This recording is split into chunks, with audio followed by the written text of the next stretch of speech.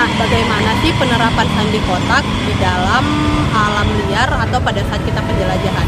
Nah, sandi kotak digunakan sebagai alat komunikasi rahasia antar anggota kelompok. Nah, sandi kotak itu biasanya dipakai untuk menyampaikan petunjuk arah ataupun pesan tertentu tanpa mudah diketahui oleh orang lain. Nah, bagaimana cara penerapannya? Nah, sandi kotak ini akan ditempel di pohon-pohon seperti ini. Lalu, peserta harus memecahkan sandi kotak tersebut untuk menemukan petunjuk atau arah yang ingin dicapai selanjutnya. Nah, selain itu, sandi kotak itu juga bisa digunakan dalam permainan survival atau pencarian jejak agar anggota kelompok dapat melatih kemampuan berpikir mereka dengan cepat, kerjasama, ketelitian, dan membaca kode di lingkungan yang terbuka. Nah, tapi kalau di video ini, kami menerapkan sandi kotak kepada siswa dengan cara kami membuat sebuah game yang dimana si siswa itu harus memecahkan kata yang sudah kami buat ke dalam sandi kotak. Nah, lalu si siswa itu akan kami suruh maju ke depan untuk memecahkan kata tersebut secara berkelompok, yang dimana jika mereka benar, maka kami akan memberikan hadiah kepada mereka.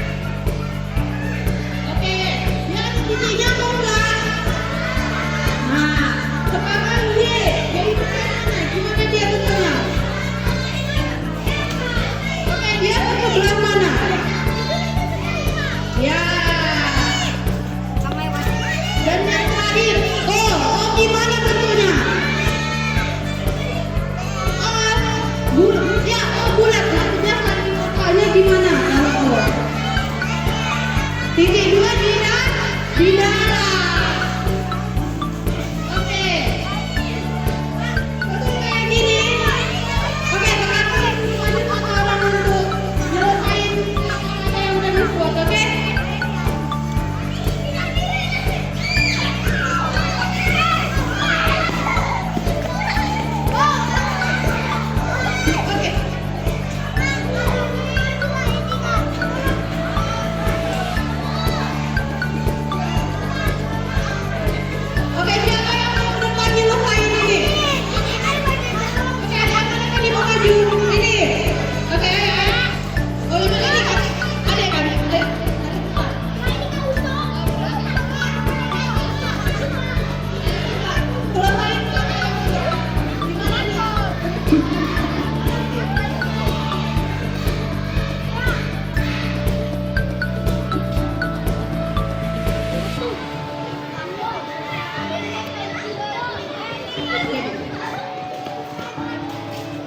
Dalam pramuka terdapat beberapa macam sandi seperti sandi kota, sandi semapur, sandi morse, sandi angka, sandi koordinat, dan sandi siput.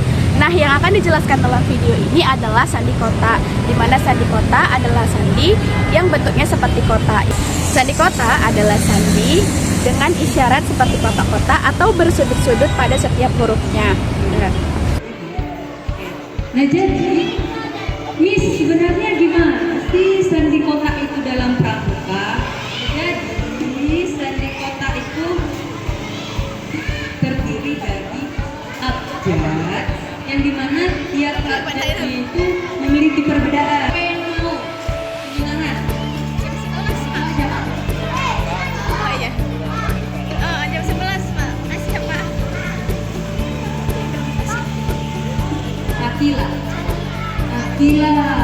Coba pilih sini, maju. Siapa lagi yang mau maju?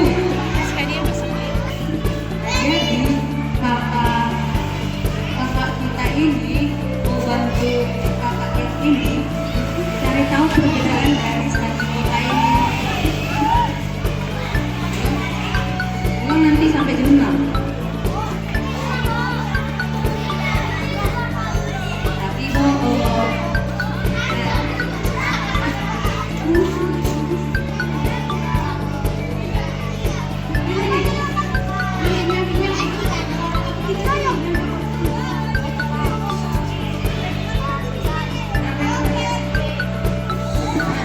Jadi kakak abang semua, kalau berbeda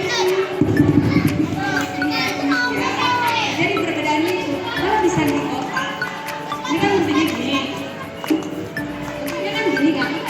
Kalau A dia sudutnya itu ke sebelah, ini sebelah apa? Ini apa?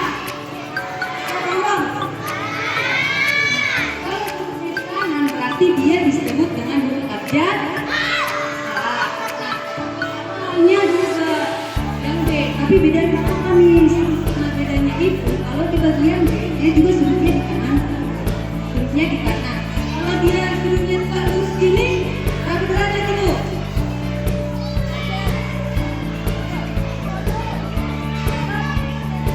Kalau dia tegak lurus begini, ini berapa?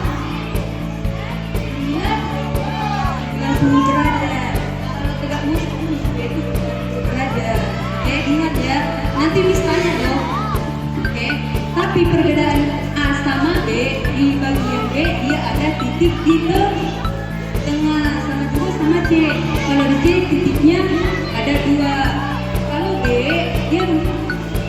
Kita ngikutin dari yang ini. Kalau untuk perbedaan itu mulai dari A. Kalau dia ada batasnya, halo kakak abang masih tepuk pramuka.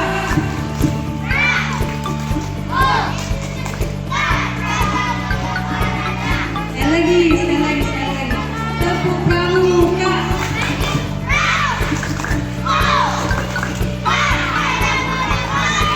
Oke, kita lanjut lagi ya.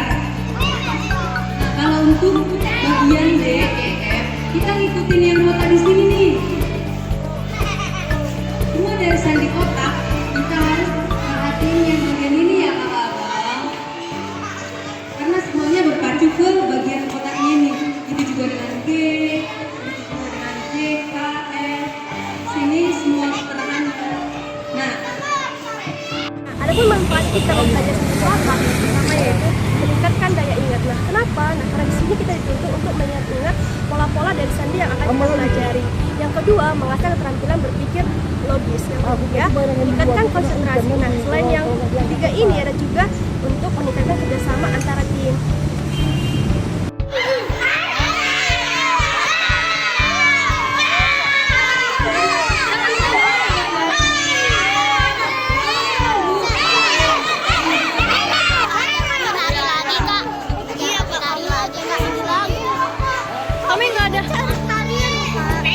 Kami nggak ada lari-lari lagi.